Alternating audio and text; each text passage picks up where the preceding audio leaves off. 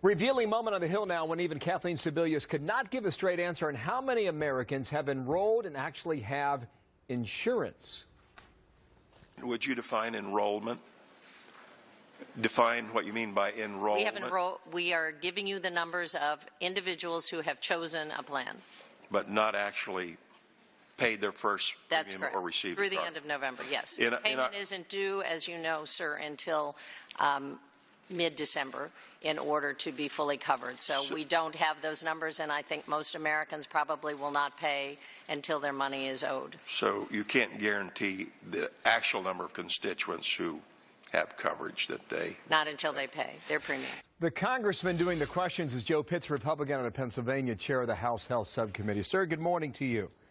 Good morning. What did you learn from that?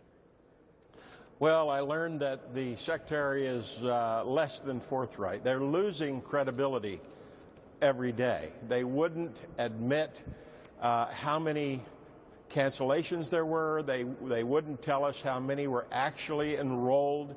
They won't admit that this is harming the American public. They don't admit their broken promises. So, unfortunately, they're not trustworthy. They're not being candid with information they have. Why would that be? Well, and let me phrase it a different way. Do you think they have the information, they're just not coming forward with it because it would be embarrassing to the program so far? Or do they possibly just not know, sir? I think they have a lot more information than they're giving us. That has been the case in the past. And so we're just going to have to wait, and once we get the information, then perhaps call the secretary back and review what she said this time and try to get more information in the future, because this is a rolling disaster. If that is the case, what do you think that lack of information reveals, whether publicly or privately? It reveals that not only was the website broken, this is a broken law. There are a series of problems that are just waiting to happen. The next big one is the gap in coverage. People who think they're covered, who on January 1st, when they go to their doctor, are going to find out they're not covered. And that's going to create real panic. So we're just going to stay... Let me ask you about that. Do you have a number or an approximation for the number of people who may be a victim of that scenario in January? No, but I think, you know, it's a huge number.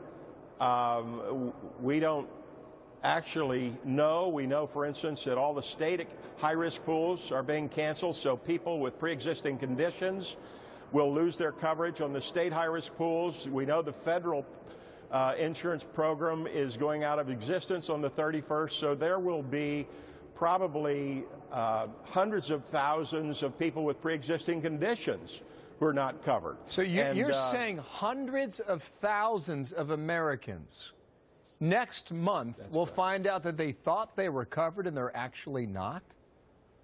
That's what I would suggest, yes.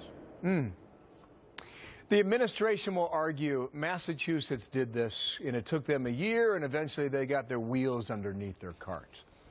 Do you think that could be the case here?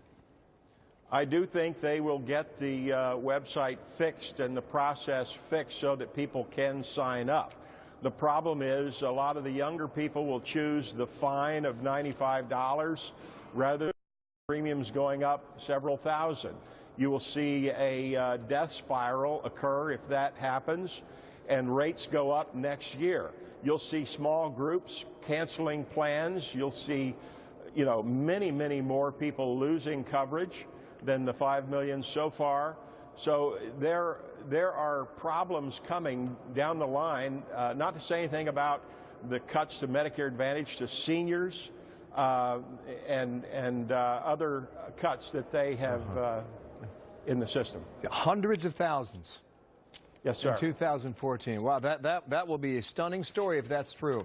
Joe Pitts, sir, thank you. Republican from Pennsylvania was in that hearing yesterday. Thank you for your time today. Thank you.